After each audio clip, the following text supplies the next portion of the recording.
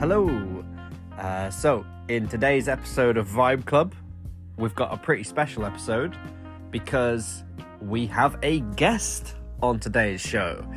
You're soon going to listen to a interview with a Mr. Toby Clarke as we sit down and listen to Dire Straits, Sultans of Swing, and we get a little bit of insight and a mini masterclass from the main man, Toby Clarke himself, who is a big fan of Mark Knopfler's guitar work and has the skills to boot. So we get a rare little insight into Mark Knopfler through Toby Clarke in today's episode. Here we go. Hello. Hello, Toby. That sounds better. That sounds great. And don't worry, if there's anything you don't like, I can always cut it out. There we go. Lovely stuff. Well, this is the debut, Toby. You are the debut first person that's going to be on this podcast that is not me. So that's pretty special. This is going incredibly well, my end. Tell you what, mate. Is it working? Right, I'm still here. So what I'm going to do instead is just ditch the headset and just talk to you like this. Like a sensible person. I can hear you, and you sound awesome. That's great. I'm glad you think so. Now, Toby, I've got to say, I really wanted you to pick this song. Yeah. Even though I gave you a choice of other songs, because I've loved this song for so long, right? Yeah. But when I met you, and I think I distinctly remember the first time I ever met you, because we didn't speak to each other. I was in Fred's conservatory, and you were standing in like the living room, and you just like picked up a guitar and you just played Sultans of Swing the entire way through. It is easier than talking to people. And I remember I was doing rhythm guitar, and it got to the bit where I was like, I'm staring at this guy playing Sultans of Swing, and we haven't said anything to each other yet. And then it got to the bit with the solo. I'm like, okay, he's going to chicken out of the solo. And then you went for it. You did the whole solo. I was like, what the heck, man? You can't back out. Come on. Mate, you are like one of the only people I've ever seen in my life legit play that proper solo. not for solo. Yeah. All the way through. I love it. Oh, I'm very pleased to have gained that reputation. That was my special story now for this song. Like, whenever I think of that, listen to this song, I think of that story. Yeah. Oh, it's amazing. So there you go. When was the first time you heard this song? It would have been when I was very young, because my dad was really into Dire Straits. He was into Dire Straits growing up when he was a kid, because obviously, I mean, they were big in the late 70s, 80s.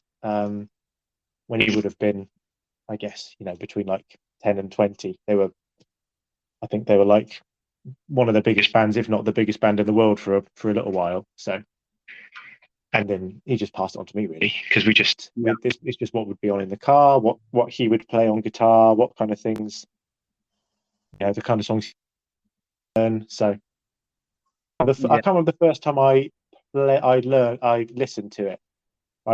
The day I sat down and decided I was going to learn it was in my old house out in the country, and I used to just play like rock grungy riffs, and I just decided actually I want to be able to play with my dad, so I decided to just sit down and learn Sultans of Swing, and that's just what I did for a few weeks until I could do it. And I couldn't do it very well, but that's kind of my earliest memory of the song, really. That's actually really nice that you wanted to learn it to play with your dad. I mean, when you said I couldn't do it well, I'm thinking, man, the moment you sit down and you don't realize that you're about to learn Mark Knopfler, and then within about 10 seconds, you realize you're learning Mark Knopfler because it's so hard. Yeah, he's got a very unique style, which we'll enjoy in a minute. But it's I think you have to kind of if you want to play Mark Knopfler songs right, you have to actually play like Mark Knopfler, I think. Yeah. Well, I guess it depends if you're trying to copy Mark Knopfler or do a cover. But I think he's got such a unique way of playing fingerstyle. It's quite aggressive and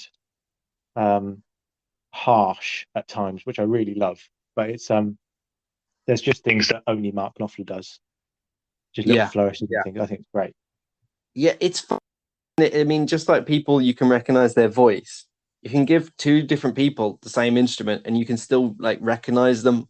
Yeah, Through how it sounds. You can always recognize Mark Knopfler. Yeah. In fact, when I was at secondary school, I was in a band with a kid who's now he's now a professional studio guitarist. And the first time we ever met, I was just whittling away just whittling away on a guitar in the music room, and he just came in and said, "Wow, you play guitar just like Mark Knopfler," and that was like. That's because all I used to play when I was a teenager was Mark Knopfler. So everything I played sounded like Mark Knopfler, and it's just, I love it. It is funny. You do get like these influences affect how you play, and like I've got a mate who, he learned loads and loads of Joe Satriani. So if you ever let him just play lead, he plays like Joe Satriani. So, like, I mean, that's fairly impressive. That's pretty impressive, to be fair. it's like two different things, though, isn't it? Because Joe Satriani is so different to Mark Knopfler. But you know, today we're talking about Mark Knopfler. Yeah, that's fine. But I'm not gonna talk about Joe Satriani too much. No, we don't want to either. It's not my vibe. No, but and you know what? As well, I'm gonna say it in advance. I have a favorite moment of this entire song. Right? Me too. And there is one like 5-second period in this entire song that is my favorite. Like whenever I listen to it, I'm waiting for that moment. Yeah, I think there's a specific lick in the last solo that is just. It was the hardest part for me to learn, but it is just the best section. It's probably one of my favorite things in the whole of music. Okay, when it comes to that, mate, you are going to have to stop us and mention it, and I will do the same. It might be the same bit. Fine then. Well, we'll look forward to that then. Cool. So the way we're going to do it is me and Toby are both going to listen to the song through headphones. But if there's any point, Toby, that you want to stop and talk about a part of the song, just say, and I'll just pause it on my end as well. Sounds good. And then we'll just chat about it. All right. Can't wait. Is that cool with you? It's very cool with me, Jake. So Toby, over to you. You say 3, 2, 1, go whenever you think we're ready. Yeah. Okay. I'm ready. In 3, 2, 1, go.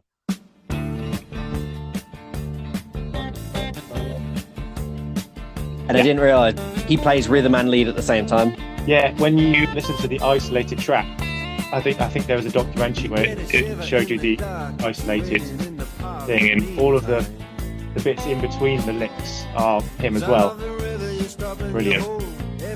Really good.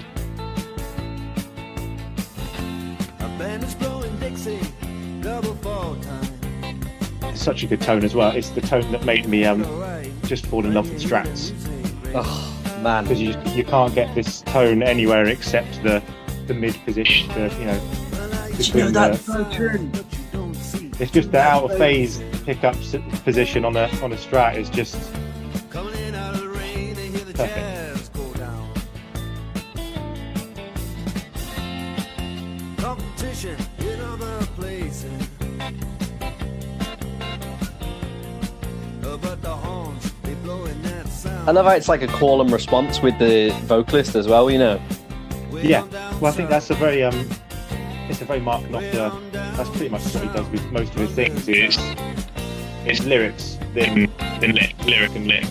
Yeah, you don't really get that in any other. No, much today, I suppose. I've just got to pause it at one moment. I'm just pausing it here, right? Yeah. You know that bit. I remember this distinctly when I learned it, and I don't want to. I don't want to skip past it. You know, when he says, "Check out Guitar George. He knows all the chords." Yeah. So I don't know if you've got this. I've always had this kind of theory of if I like a song too much, I don't want to learn it because I like the mystery of it. Okay. But unfortunately, I didn't apply that theory to this song. Yeah, yeah. So I was like, because he's doing what he's saying. So check out Guitar George. He knows all the chords. And I was like, man, I wonder what those like funky chords he must be playing are. And then when I actually learned it, he's not really doing anything crazy at I that know bit. it's just a D7 up the fretboard, isn't it? D7. Yeah, exactly. So I was like, oh man, that's great. Right. The curtain gets pulled back. You're like, okay, Yeah. that's why now That I bit, apply the theory, man. yeah, that's fair enough. I like when they played it live, the rhythm guitarist normally plays the licks for this verse. Right. I remember it's the Alchemy Live album, which if you haven't listened to it, anyone, is one of the best live albums of anyone ever. It's just absolutely incredible. It's just they recorded the whole video of it as well. And the clip when the rhythm guitarist is playing this section, he's just going absolutely wild. Like you listening to this song, it's not the kind of song that's the most shreddy but Hal, the backing guitarist, is just going wild because this is just his moment. And I love it. Whenever I listen to that verse, I just think of Hal going absolutely wild on the Alchemy stage in London. It's awesome. This is why I sometimes I really like live versions, because you get to see a bit of personality there, don't you? Yeah. And the Alchemy version is, I think it's 10-11 minutes long. So it's pretty incredible. But there's basically like 10.5-11 minutes of Mark Knopfler doing his thing, and then you get 20 seconds of Hal in the Guitar George verse, and it's just nice watching him enjoying his moment in the spotlight. he doesn't get too many. Yeah, exactly. Brill. So should we continue on? Check out Guitar George. He knows all the chords. Mine is strictly rhythm. He doesn't want to make it cry or sing. Trying so hard not to sing along. Yeah. If an old guitar is all he can afford, when he gets up under the lights to play his thing,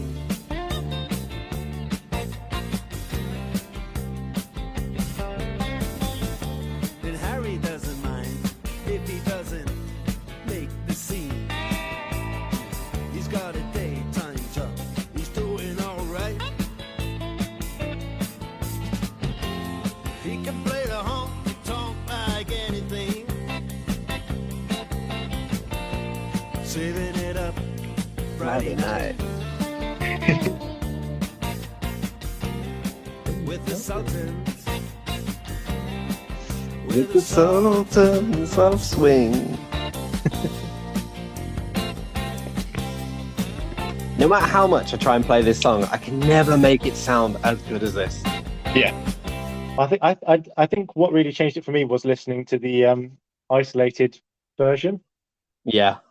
I think that really helped me to figure out how he got the tone on his guitar, and also just how he plays each of the notes, because it's all there's a real, he's got such a good light and dark on his little licks and solos. It's there's one coming up, I think it's in the next verse, which is just really nice and delicate. Yeah. and a crowd of young boys, they're fooling around in the corner, drunk and dressed in their best brown baggies in their platform soles. They don't give a damn about any trumpet playing band. It ain't what they call rock and roll. And the Sultans, yeah, the Sultans, they play Creole. Creole.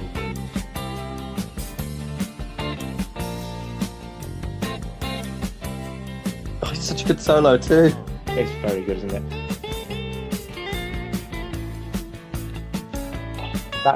I'm going to pause it there. Okay. I'm at 3:35. I don't know where you are. Right. I'm clawing it back, but go on. Tell me So about it's 335.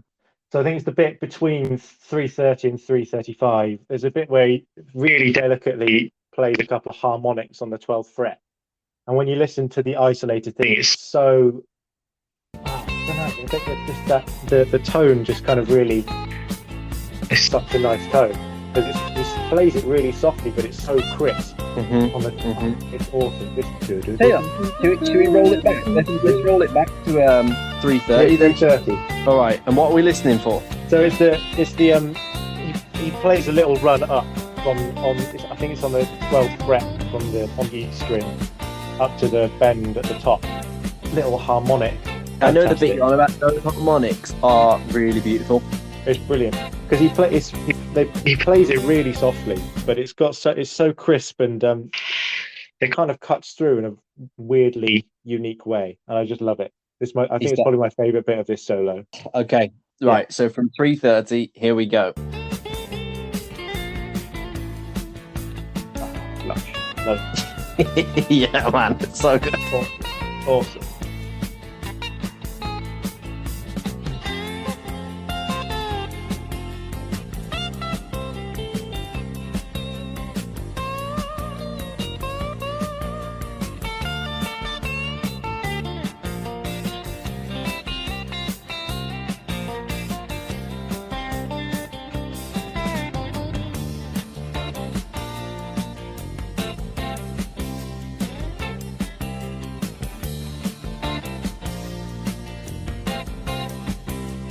And I've got to hit pause now in advance. Yeah.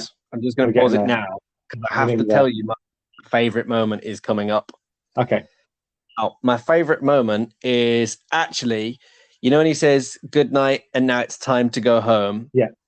And I think he says it last with just one thing. And I can't remember exactly which it comes after, but there's a drum break that goes cheek, cheek, cheek, cheek, cheek.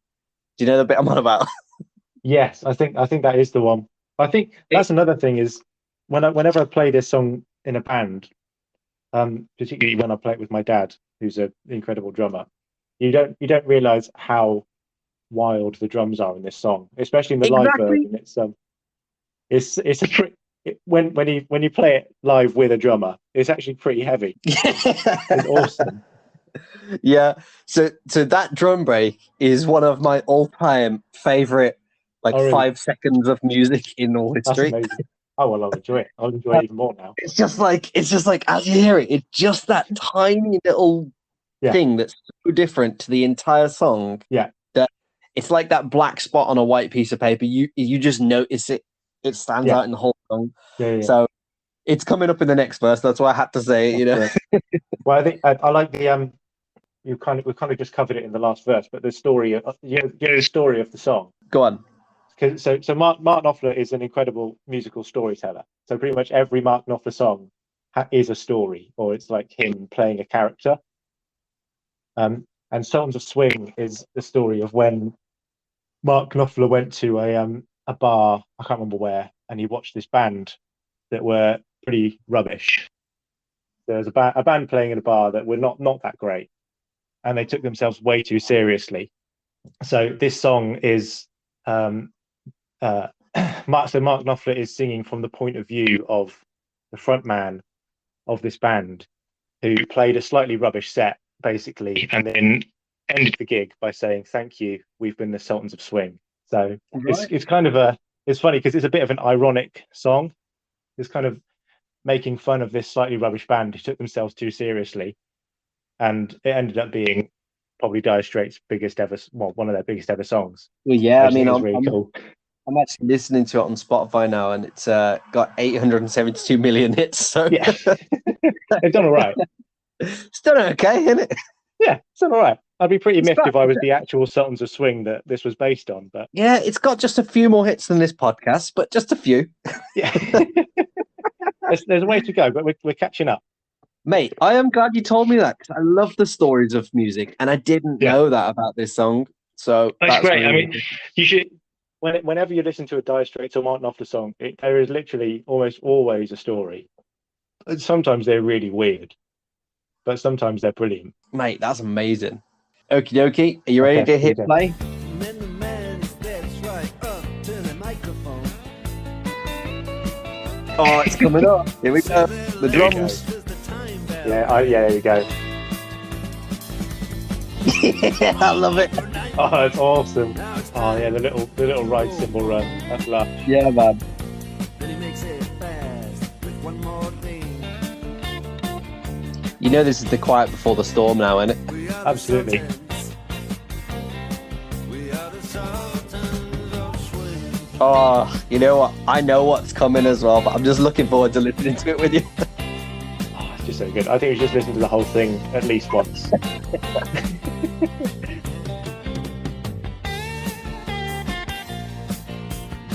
If anyone hasn't ever appreciated this song, they should by the end of this podcast. Yeah, here we go.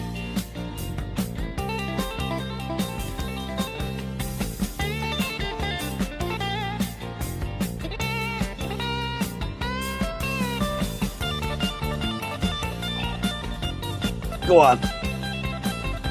Yeah. Oh, brilliant. Oh man, such a good song.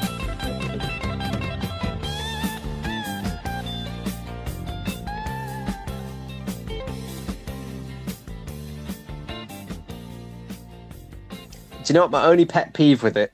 What? I've got one problem. Is it a fade out? I hate fade outs, man. Yeah. Oh, I should listen to the live version then. Yeah, true. There you go. The live version in Alchemy it's an epic ending. You'll love it. That is an epic song. Yeah, it's awesome, isn't it? Do you know what, as well? I was just thinking that he does all of that with clean. Like, if you're on overdrive, you've got a little bit of forgiveness, but you got no forgiveness when you're on clean. He's a very precise player, but it's I think he's clean with he's got a bit of chorus and a bit of delay and reverb. You listen to I think it is anyway, but it's lovely. I just love the way you sum that up, man. It's just lovely, isn't it? It's just lovely. Sultans of Swing, it's just lovely. Yeah, it is. It really is. I tell you what, people. The last solo is obviously epic. I think it's a really well constructed solo. It's it builds really nicely, and it's not all out. You know, it's not all out wild all the time. I think people are really impressed by the last bit at the end. In fact, I'm going to grab my guitar. I can't really explain it. People mostly go wow when you do the widdly bit at the end. Yeah, but it's not actually the hardest bit. It's just fast. But if you're finger picking, it's not that tricky. Yeah. I think 507. Right. There's just a little run of if you start at 507, I think it's until 5. Yeah, go from 505 until 514. I make it.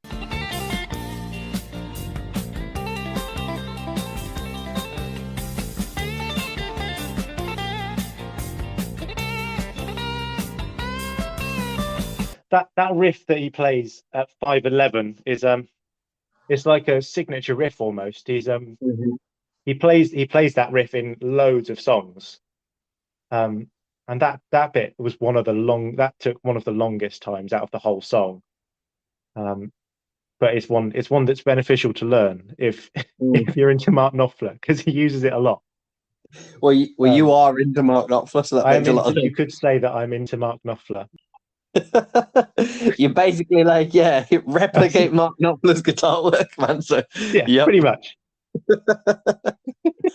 Oh man, well, I'm glad we've listened to this song, bro. I am glad we've listened to this song. Fun. Yeah, this is a great choice. There we go. Well, I can't half go on about Dire Straits and Mark Knopfler, so I think we could. So if people haven't got annoyed enough starting and stopping it, well, tough. But they'll have to go and listen to it for themselves. Absolutely. I was so tempted to go on waffling about Pink Floyd there and how comparing solos, but I won't. We'll save that. Save it for a Pink Floyd fan. Yeah. We've got a Pink Floyd. It'll be a wasted conversation with me. No. Okay. No offense. Well, we're gonna skip past this because we have a Pink Floyd episode coming up in a few weeks. So Well, there we go. No spoilers. all right, man. Well, thanks so much, Toby, for listening you, to Jake. That was Sultans of lovely. Swing. And What a vibe. yeah, absolutely. It's it been a were. lot of fun having you. And I look forward to coming back Yeah. if people are not too bored. Awesome. See you, Amazing. Toby. Thank you, Jake.